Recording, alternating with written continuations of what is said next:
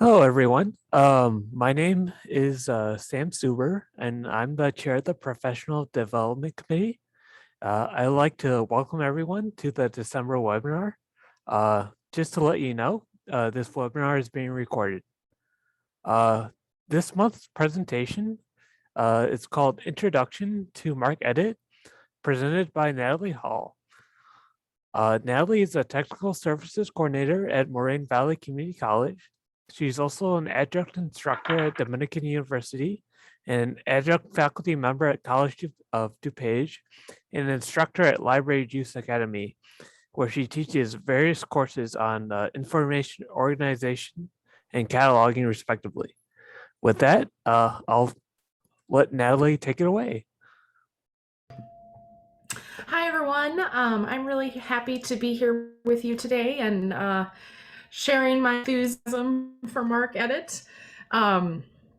So, as Sam mentioned, I'm the Technical Services Coordinator at Moraine, and in that role, I use MarcEdit on a near daily basis, and it has saved me immense amount of time over the years. So, I'm very happy to be here, kind of sharing some information with you. Because it looks like we are a smaller group, feel free to ask questions as we go. I can probably field those just fine.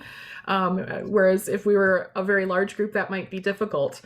So, I'm going to move pretty quickly. I'm going to try and demonstrate most things live in MarcEdit so that you can really see how it works. I think it's a lot more interesting than PowerPoint slides. But I did want to share some information with you before we get started, just some kind of helpful tips. So one of the things that I find most helpful about working with MarcEdit versus working in my catalog is that I'm always working with a copy of my data. So any edits that you're making, you can essentially try it out in MarcEdit. And if you make a mistake, you can just start over, as opposed to in your database where all of those changes are live and could have dire consequences if you mess something up. So there's a lot of room to try things out. You don't necessarily have to get it right on the first try, because you can just backtrack.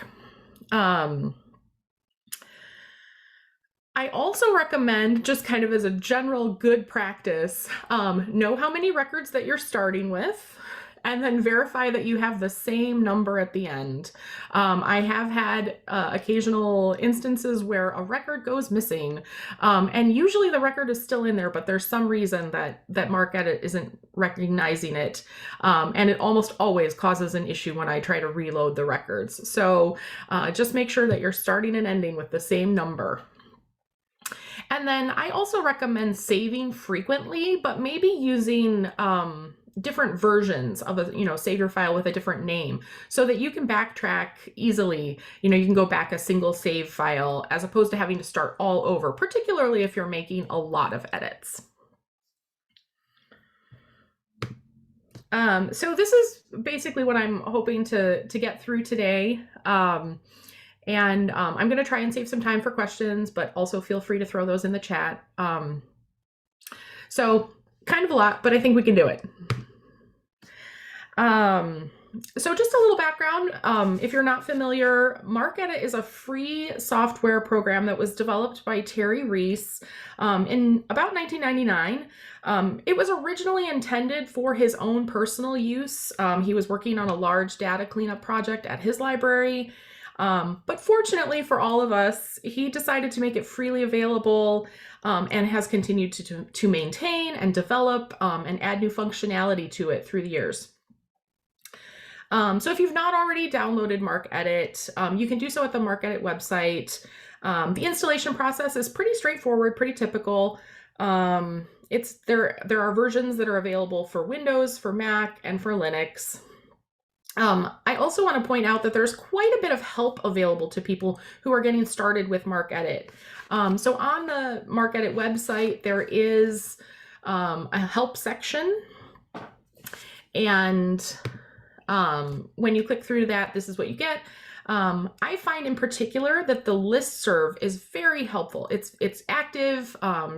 Terry Reese is on it, but are also a lot of experienced MarcEdit users. And the listserv also has an archive that you can search. And so if you don't know how to do something, you can often search in there to see what other people have done.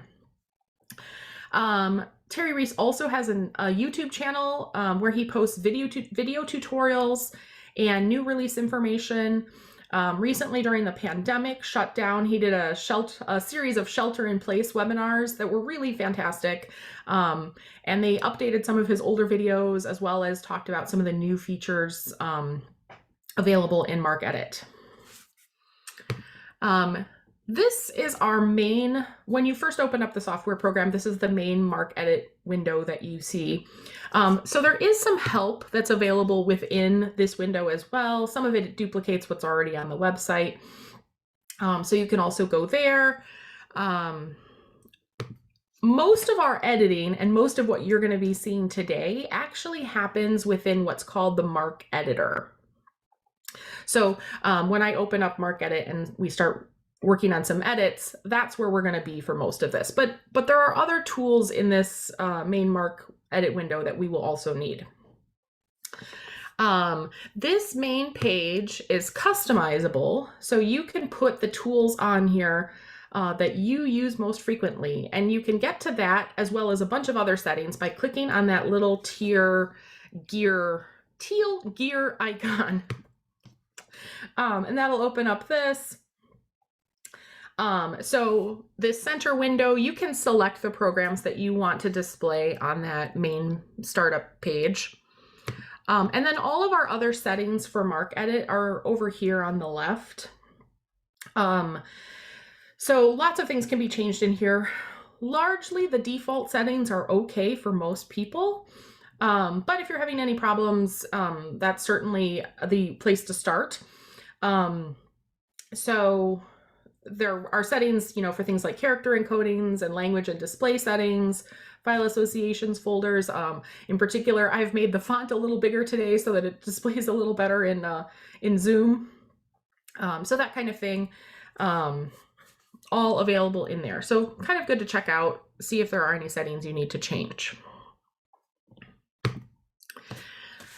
Okay, so our first step in working with MarcEdit records are that we need to open them up. And so we really have two different types of files that we'll be working with in MarcEdit. .mrc files and .mrk files. So if you just open up a Marc file that you've exported out of your system, or that maybe you've gotten from a vendor, and you just open it up in something like Notepad or a text editor, chances are you are going to get what you can see here on my screen. So all of the fields are compressed together. It's difficult to read or edit. It doesn't look like the Marc records that we are used to working with. So this is the Marc format that the system or the computer, it's very computer friendly, but it's not human friendly. So in MarcEdit, we refer to this type of Marc file as a .mrc file. Sometimes you'll hear it a raw Marc file or a binary Marc file. So the first step is that we need to take this raw Marc file and turn it into something that we as humans can use. And we do this using a tool in MarcEdit called MarcBreaker. So we can access that through this blue tools box. When we open that up, I'm going to show you it in just a second. When we open that up, there are a number of tools within there that we can select. But the two that we're going to be using today are MarcBreaker and MarcMaker. MarcBreaker will convert records from the raw computer-friendly Marc to the human-friendly mnemonic Marc.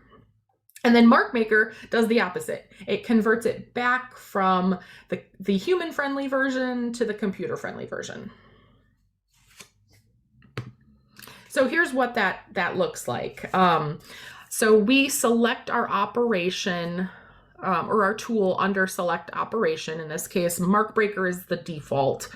And then we select the file that we want to edit. You can use that little folder to browse. So this will be where you'll put your raw Marc file, usually what you've just exported out of your system or gotten from a vendor. And then by default, it will set up the save location in the same folder and with the same name. But you can change that if you want it to go somewhere else. The next thing that we need to do is specify what type of character encoding our file is in. It's likely going to be either MarcEdit or UTF-8. And if you're not sure, you can, first steps would be to check with your vendor or check with your ILS documentation to see what it's exporting as. Sometimes you're even given a choice. And if you're still stuck and you can't figure it out, MarcEdit does have a character detection tool that you can run on the file. It's not perfect, which is why I suggest the other options first. But this is important. You do need to be able to tell MarcEdit the correct encoding format of your file, or you may end up with a bunch of bad diacritics or special characters that don't display correctly. And then likewise at the end, when we convert back, we want to make sure that we are compiling our file back into a format that our system is using. So whether it's MarcEdit or UTF-8. And that's available in that settings menu. You can specify what you want your output records to compile as. Once you've made your selections, you'll hit execute to make that conversion. And you will get a results. And this will tell you how many records are in the file and also how long it took to process them, which is kind of fun to see sometimes. And then when you've done that, you're ready to start working with your records. You just hit edit records and that will open up your file. So at this point, I'm going to switch over to MarcEdit so we can start looking at some of this stuff. So just give me a second here to switch my share.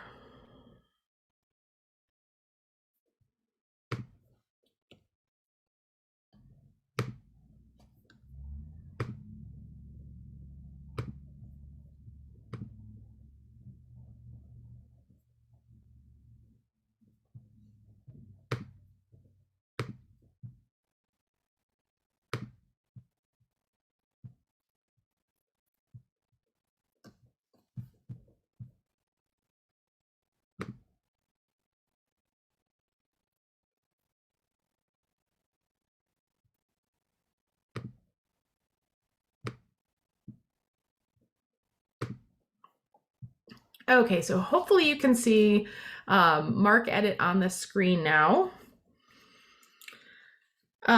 So as you can see, now we have Marc records that are more like what you are accustomed to working with. There are a few important things I need to point out to you about the formatting of these records so that as you're editing, you'll be successful. So each field starts with an equal sign to indicate the start of a field. And then it's followed by the 3-digit Marc tag. Then there are 2 spaces. And then those are followed by the 2 indicators. MarcEdit uses a backslash for a blank indicator. And then you can see that our delimiters are preceded by dollar signs. Or I should say our subfield codes. The delimiter is a $sign for those. Also note that MarcEdit does not have a space preceding or following a subfield.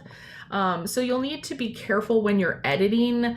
If you're used to working in a system like OCLC that does use those spaces, that can be something that takes a little bit of time to get used to. And then by default, MarcEdit is going to show you 100 records at a time in this screen. This file that I'm showing you right now only has 50 records in it because I didn't want to work with something really large and have it run slowly. But you can change how many records you can see at a time as well. Between each record, there is a single blank line. And this is very important to maintain. So if that gets deleted accidentally, or you get extra lines somewhere in your record, you are likely going to run into errors when you try to re-import. So just be careful that you don't add any extra blank lines, or that you don't delete any. So this sample file that I'm working with today is just a subset of a recent Hoopla ebook record file. So something very typical to what you might be working with.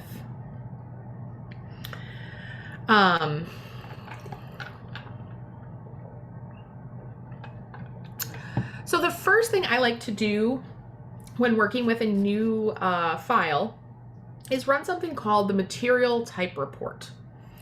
So this report uses leader data to tell you what types of resources you have in your file, and how many of them you have. So this is great for catching miscoded data in the leader. For example, sometimes audiobooks get coded as ebooks, or vice versa. So we can run this report by going to Reports, Material Type Report, and then Generate Report. So in this case, our results are exactly what we would expect, that this is a file of 50 ebooks. But if you saw any errors at this point, then you could address that. And again, if you have extra blank lines somewhere in your record, it will likely cause this number to be wrong. If you do see any errors, one way to identify them, rather than just scrolling through, is also under that same spot in the material type report, you can generate a report by record type. So if it told you that you had 49 ebooks and 1 audiobook, you could find that by looking for that audiobook in this file. As kind of an easy way to find that, and then see, is it actually an audiobook that got added to the wrong set of records, or is it miscoded? The next step when you're working with a new file is really to figure out what kinds of edits you want to make. I generally try to sort of think of these in 2 ways, either enhancements or edits that I want to make to all or most of the records, and then also finding and fixing errors. So it's often a good idea to just kind of scroll through the records and take notes of what you're seeing, fields that you don't use that you might want to delete, edits that you want to make to all of the records. If you want to look at a particular field or all of a particular field, there's a really easy way to do that. You can use the find function or Control F, and then type in the an equal sign followed by the field tag number and then 2 spaces. So if I wanted to look at, for example, all of the 245 fields in my record, I'd do Control F and then the equal sign followed by 245 followed by 2 spaces. And I include these 2 spaces because this is just a basic find search. So it is going to look everywhere in the record for an equal sign followed by 245. Which means that occasionally that combination of the equal sign and numbers might occur in a URL. So adding those 2 spaces greatly decreases the likelihood that I'm going to get URLs by accident when I'm really just interested in looking at that 245 field. So once you've specified your field, you can just click Find All. And let me make this a little bigger. And so you can see it has pulled up all of the 245 fields in this record set. And I can scroll through them and look for problems. It's also good to just verify that there are, in fact, 50, 200, or 245 fields in my record set, because otherwise I'd have a problem. It's always going to tell you at the very top here how many times it found whatever you've searched.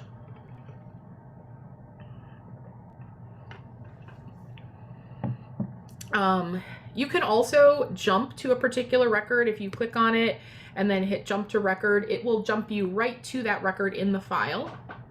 So that can be helpful if you see an error that you want to fix. You can also extract these records. So if in this case I've searched for something that's going to pull up all of the records, but if I were searching for something very specific and then I wanted to extract just those records, I can use this extract found records. I can also copy all of this data by clicking on the little piece of paper icon over there in the lower left corner. So I will often get files from my vendors, a file of records that I need to delete out of my system, that things that are no longer available. And I like to use MarcEdit, and this tool in particular. I'll search for all of the 001 identifiers and then just copy those out of here and then dump them in an Excel file where I can edit them a little bit and then search for those in my catalog fairly easily to find which records I need to delete. Okay, so taking a closer look at these 245 fields, we can see right away that they still have a subfield H GMD in them. I know a lot of libraries are still using these, but my library is not. So we're just going to use this as a little case example of, how can we remove these? And there are a couple of ways that we can do it. So we can use a tool that will allow us to edit or delete a subfield. And we also have a tool called RDA Helper. So we're going to look at both options just because I think it's interesting to see how to do the same thing in two different ways and what might be an easier option. So let me close this. Okay. So most of the tools that we're going to be using are in this tools menu drop down, and they are going to be near the bottom of this list. So we're going to try the edit subfield data tool first.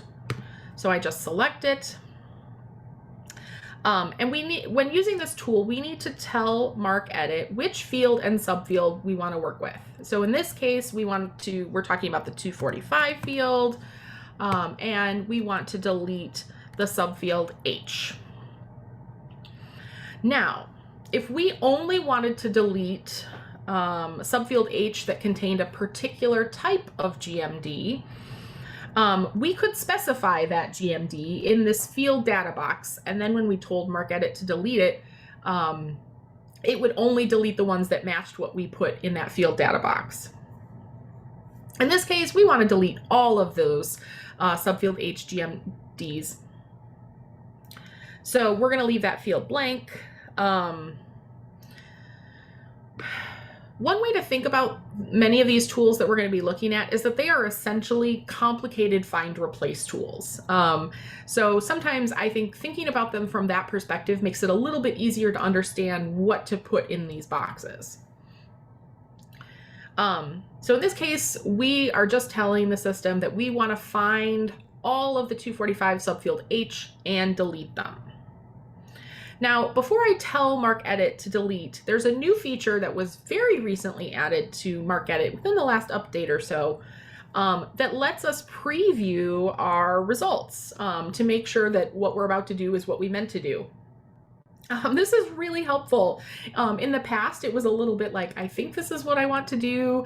I'm going to hold my breath, try it out, and see what happens, and backtrack if necessary. But now we can actually, in many cases, preview before we actually follow through. So under remove text, this little black arrow here, I'm going to click on that, and that's going to give us the option to preview the results. And so you can see for each record, it tells you what it looked like before and what it's going to look like after. Now, as you can see from this, we have kind of an unexpected twist. So the subfield edit that we're using isn't just deleting the subfield H, it also appears to be deleting the slash that precedes the statement of responsibility. Honestly, I found this a little surprising. I did not expect that it was going to do that when I was putting this together, but it just led to an interesting, well, let's do it anyway, and then we'll fix it. So, for the sake of demonstration purposes, we're going to proceed. But probably if I got this preview result in real life, I might not do that because it's not what I wanted it to do.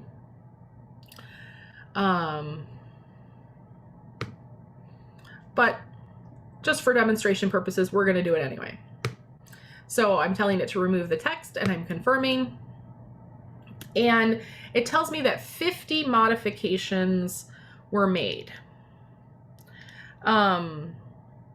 So you're always going to get a confirmation from MarcEdit of how many changes were made. This is not how many records were edited. It is the number of changes that MarcEdit made. Often those two numbers will be the same, but not always. So if you had more than one subfield H in your record, in the 245 field, it would count each of those as a separate change. So just in case you have concerns about the numbers that you're getting when you're trying this out, just keep that in mind. Okay, so now we can go ahead and take a look at those 245 fields again.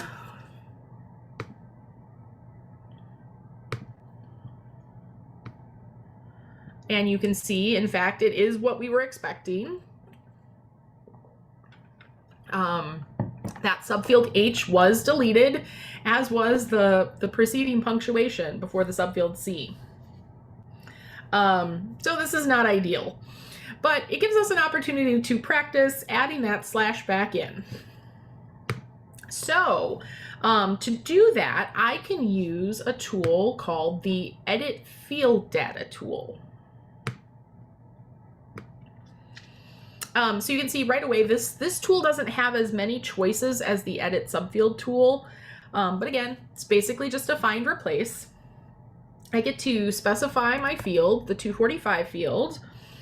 And now I want to add in the punctuation that precedes that subfield C. I also need to add in the space that precedes that slash. So I'm going to tell MarcEdit that I want it to find the subfield C, and that in my new version of the records, I want a space, the slash, and then the subfield C. And again, I can come down here to that little black arrow and preview those results to make sure I'm happy with what I'm getting. And looking at that looks good. That's what I want now. So great. And then I can tell it to go ahead and process. Oh, so this is interesting. This time it only made 42 modifications. Now, depending on how familiar you are with Marc records and Hoopla records in particular, this may or may not be surprising to you. I'm not overly worried about it because my guess is that the reason it only made 42 modifications were that some of my records did not have a subfield C. Even though they should, they likely didn't. So if we're worried about this, we can investigate. So I'm gonna say, okay, and I can close this. We have a couple of options. One, we could just undo what we just did. So if we go up here to edit, you can see that there are two undo choices. The first undo only works like a regular undo. So it's only going to change the last record that we edited. But the special undo option will undo our whole last global action that we took. So if I hit the special undo, it will take back that adding the space and the slash. So I can go ahead and use that special undo. And now looking at this 245, you can see that, yes, it undid the thing that I just did. But if you look, the special undo is no longer available as an option. We can only undo that very last special undo. So we can't keep undoing. And so this is why having those various save files is helpful, and possibly saving after each few steps that you make. so that if you're not happy with the results, you can backtrack without having to necessarily start all the way over. Okay, so we noticed when we made that change that it only affected 42 records. So let's see if we can see why. So we could use that Control F again to look at all of our 245 fields and sort of scroll through and see if we could figure out what went wrong. But MarcEdit and Terry Reese have sort of anticipated that this might be a need we'd have. So they have a tool that will let us look to find missing data. So under Edit, Edit Shortcuts, we can go to Field Edits and then Find Records Missing a Field.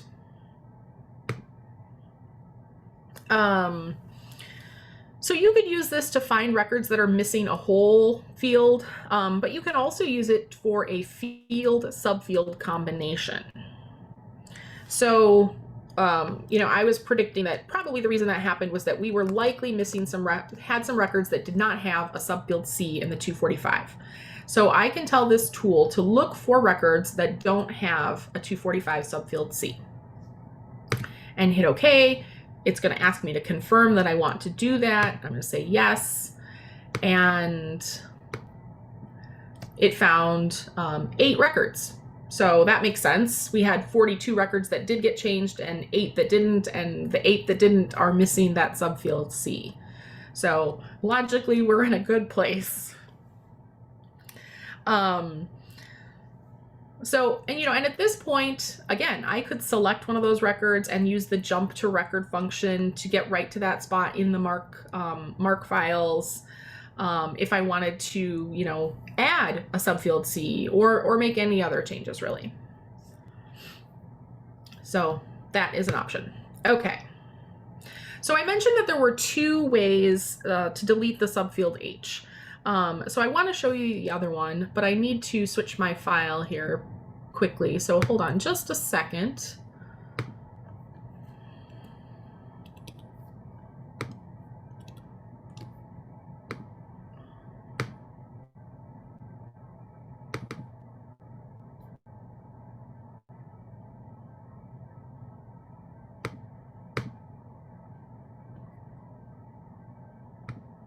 Okay, because I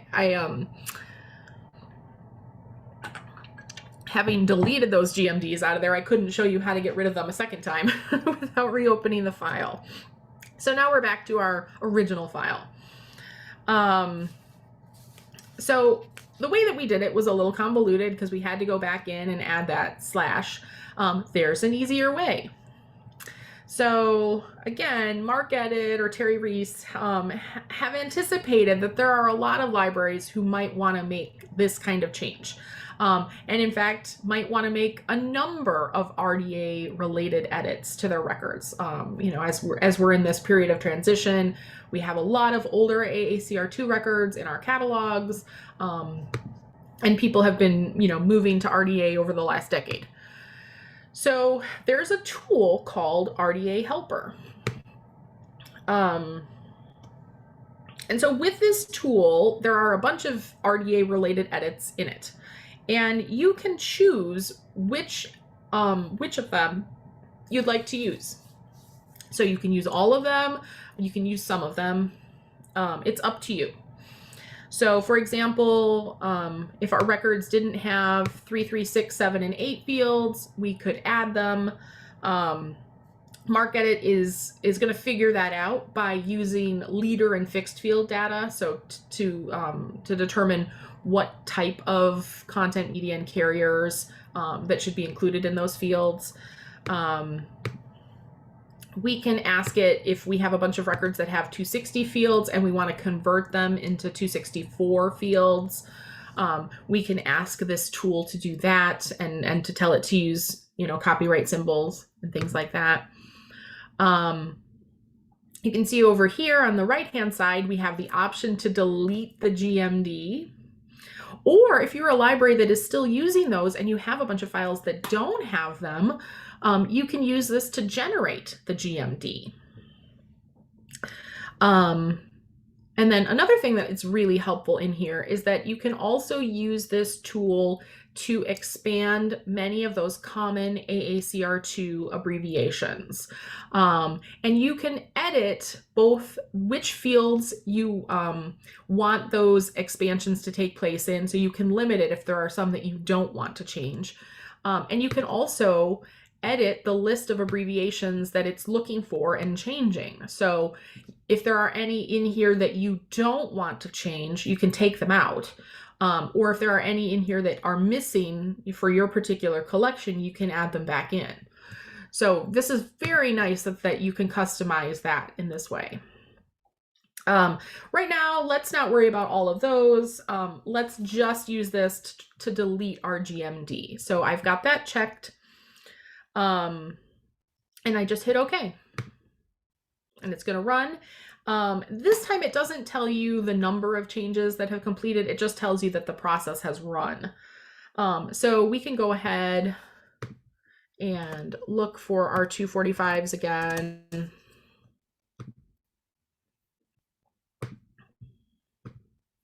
And see that, yep, those look good. It deleted the GMD.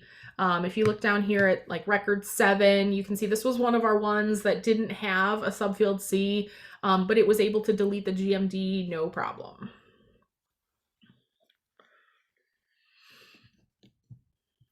Okay, so let's look at some more tools.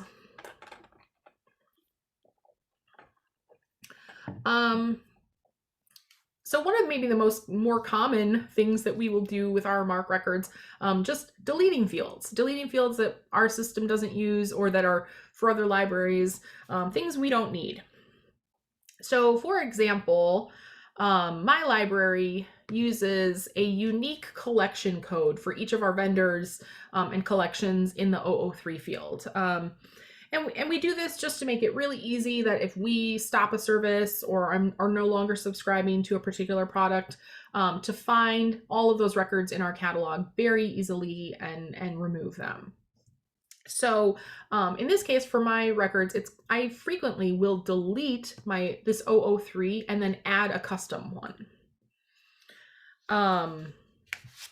So both the add and delete field tool are in the same place. They're basically two sides of the same tool.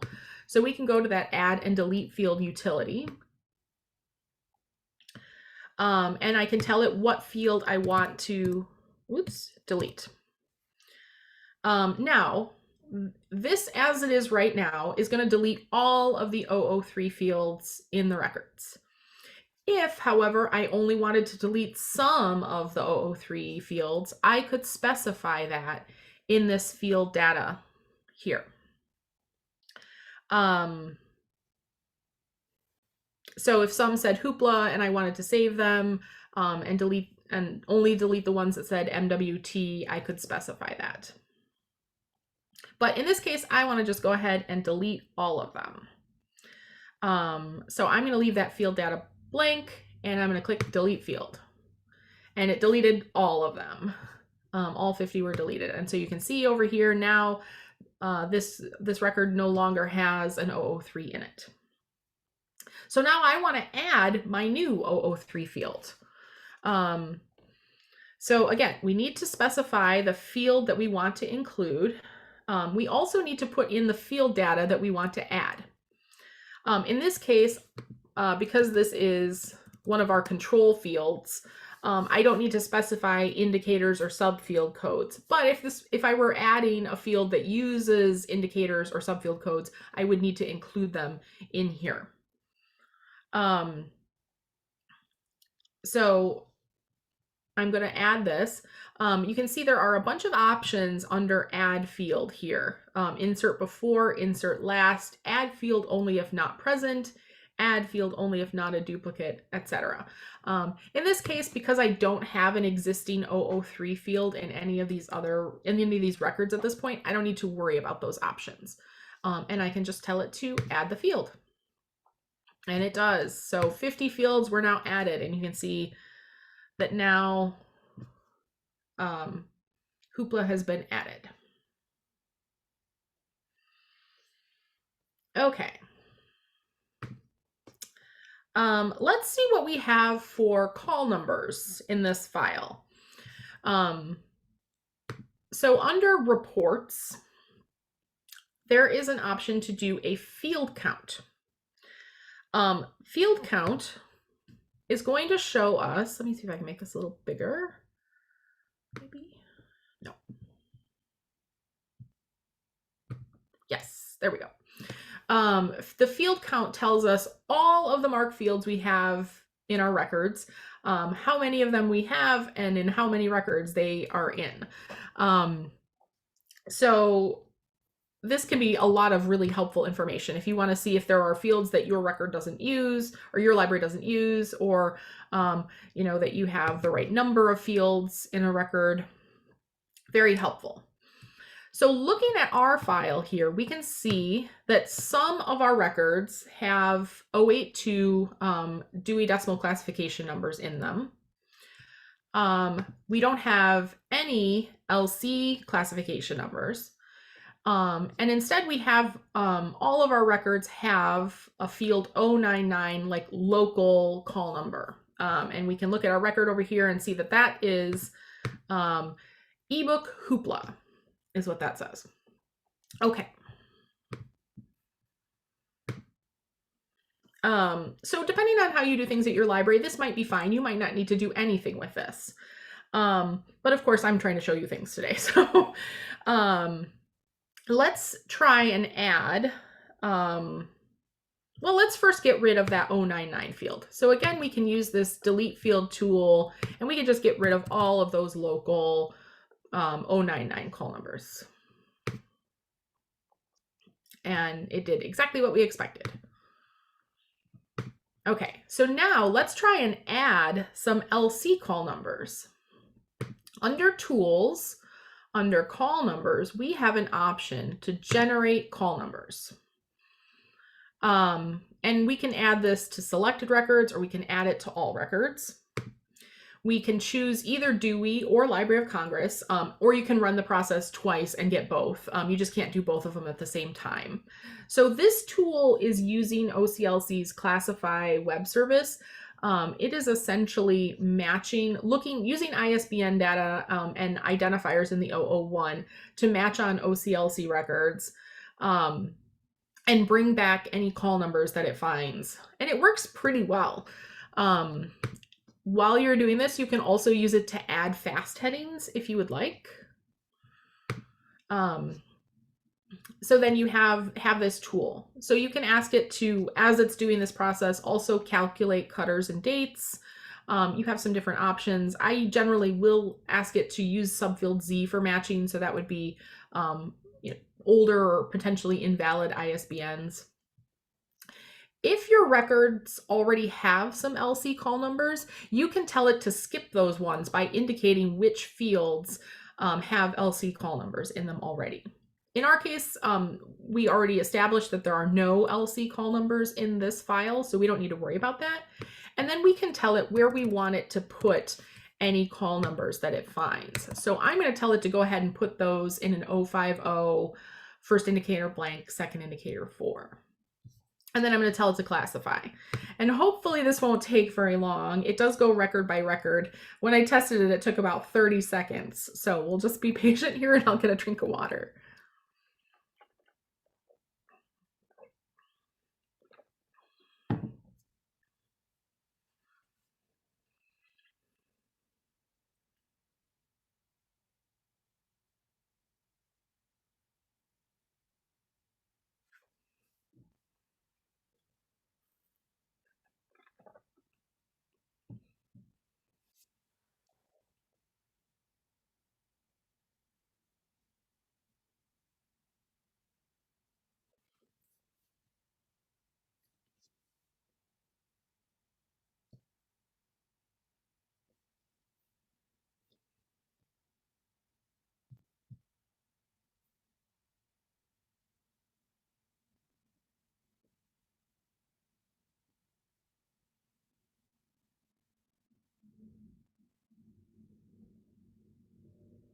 Okay, there we go. And of course, it took a little longer today. And you can see that it found, so out of our 50 records, it was able to find and insert 15 LC call numbers. You know, that may or may not be a helpful tool for you, but I'm going to use it for some other purposes, so I wanted you to be able to see it at least. So we can go ahead and take a look at those. Again, I'm just using that Control F. It's just a really handy way to see, to look for any of our fields.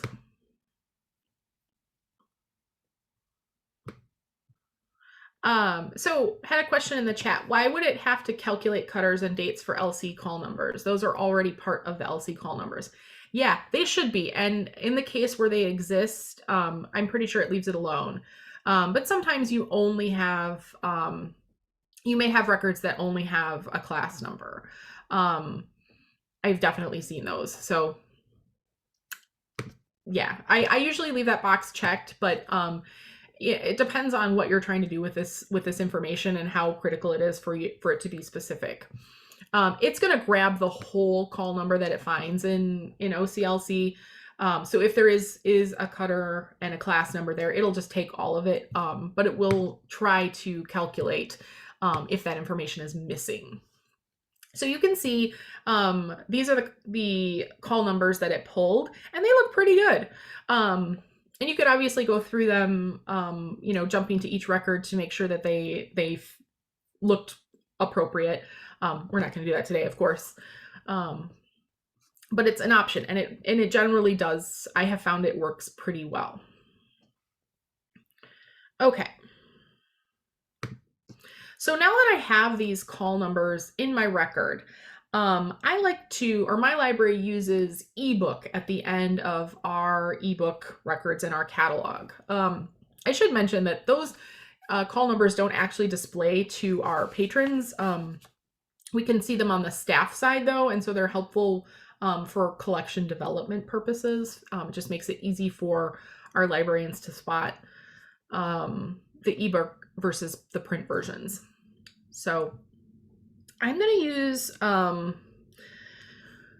tool called Build New Field to do this. So we can't just use a basic find replace because all of the call numbers are different.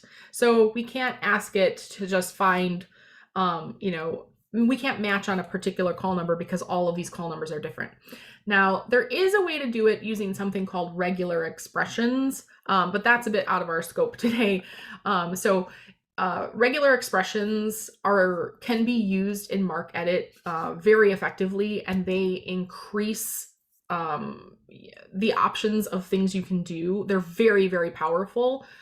So if you are interested in getting a lot more experience with MarcEdit, I highly recommend also learning about regular expressions because they just expand your options. But we're going to keep it a little simpler today.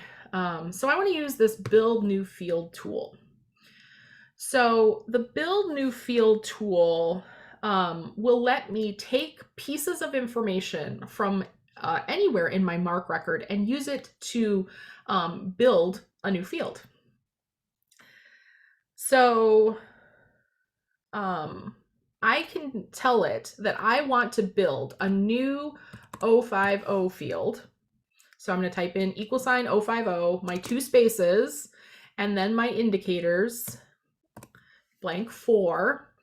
And then I'm going to tell it in my new subfield A, I want to take the information from the old 050 subfield A.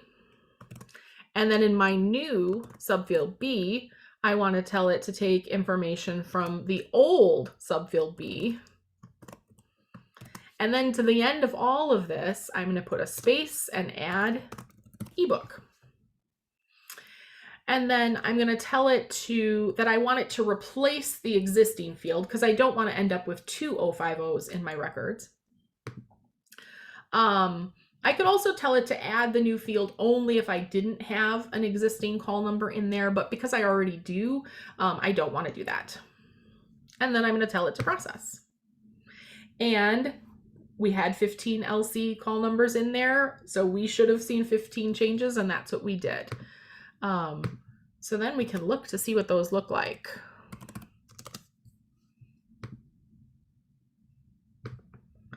And you can see that, yes, it took all of those call numbers and added ebook to the end of them.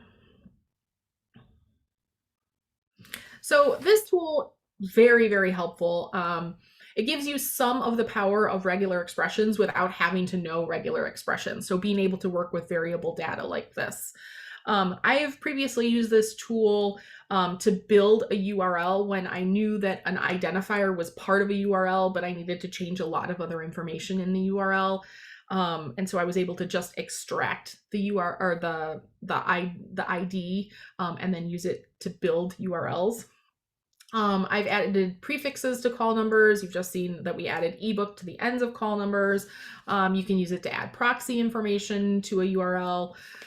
There's a lot of possibilities with this because in this case, I took all that information from just the 050 field, but you're not limited to the 050 field. You could use other areas.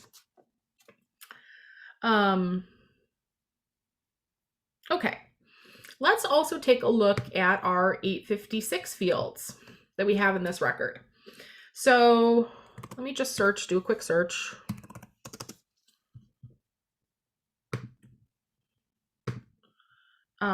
You can see we found 10856 fields. So you can see in each of our records, we have two different 856 fields. We have the URL, and then we also have one for a cover image. So I'm going to go ahead. My library doesn't use those cover image URLs, so I'm going to go ahead and take those out of my records. And again, I can use the add and delete field to do that. But I don't want to delete all of the 856 fields because I want to keep the ones that have the URL in the record. So I need to specify that I only want to delete the ones that contain a subfield Z cover image. I don't want to delete the ones that have the URL. And so I can preview that information. And you can see that what it's pulling up are just the ones that have the cover image. So that's good. So that's one way to do this. But there's another way.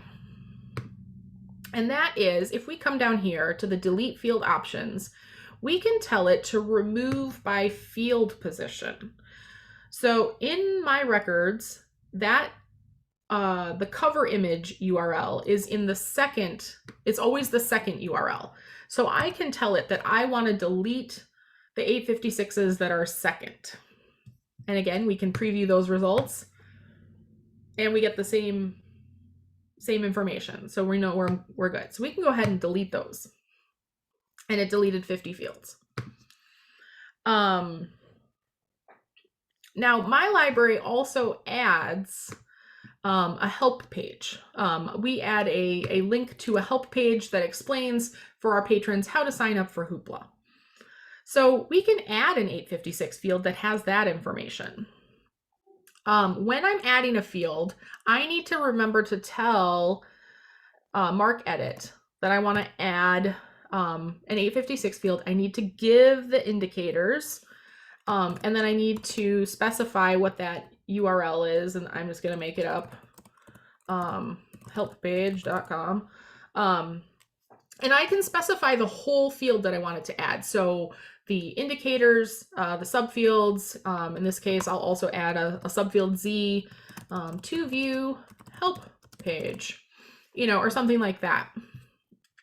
And we can preview those results and see what they're going to look like. And you can see that it's going to add that to every record.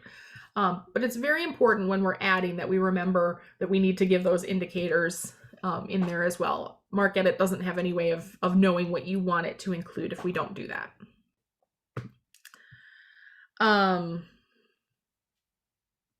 Okay, the last thing I want to show you in here is under editing subfield data. So with those URLs, in that access URL, we have a subfield Z instantly available on Hoopla.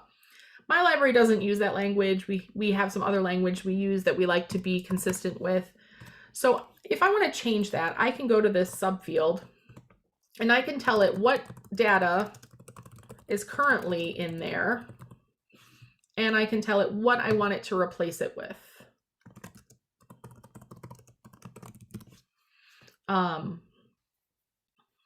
And then I can preview those results to make sure I'm getting what I want.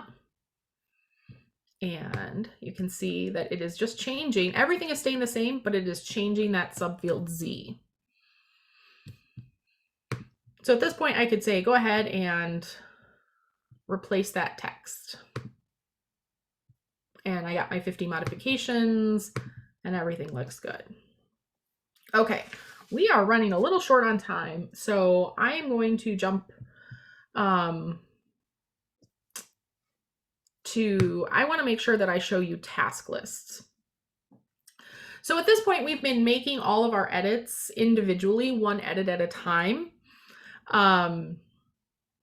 But there is a way to join all of them together. And we do this through task lists. So we can use this thing called the task manager and tell it to that we want to make a new task.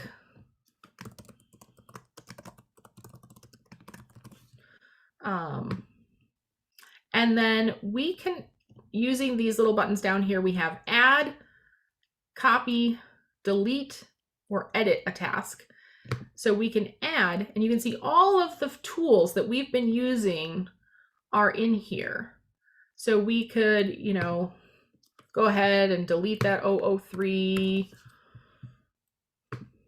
And then we could add an 003.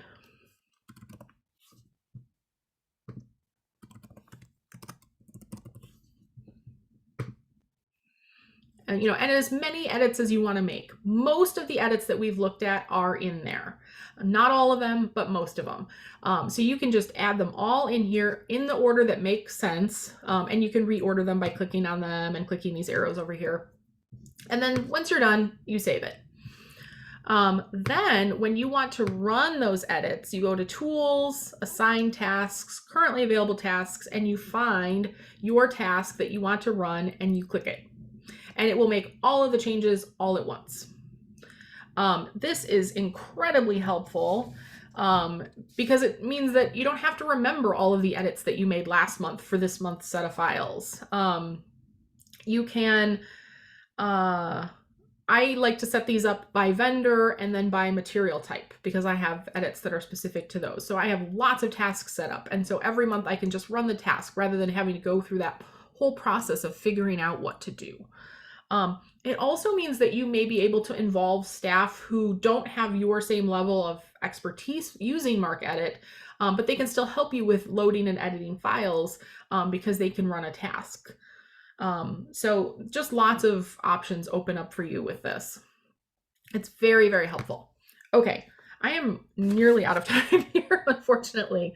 I do want to point out there are some validation tools here, this Marc Validator, that you can use to check for errors in your file. So the validate record structure will check for like gross errors, large errors in your record structure. And then the check mark using rules file will run your records to make sure that they're valid Marc 21. These don't catch every error, but they do catch the larger syntax errors, invalid indicators, invalid subfields, that kind of thing. The last step that you have to do before you can load your files back into your computer is that you need to compile them back into that raw Marc that we looked at initially. So you will need to compile your file. It'll ask you to save, prompt you to save it.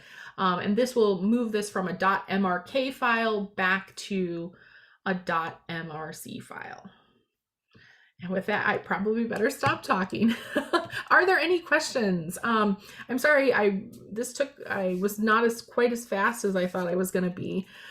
If you have questions that I didn't get to, feel free to email me. at Moraine and let me know. Um, I'm happy to walk you through something or happy to chat with you about using MarcEdit.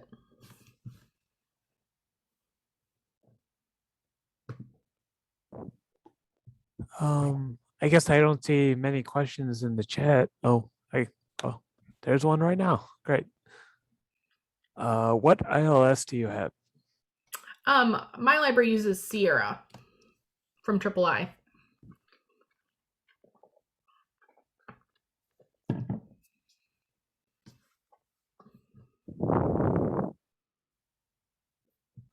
Any more questions?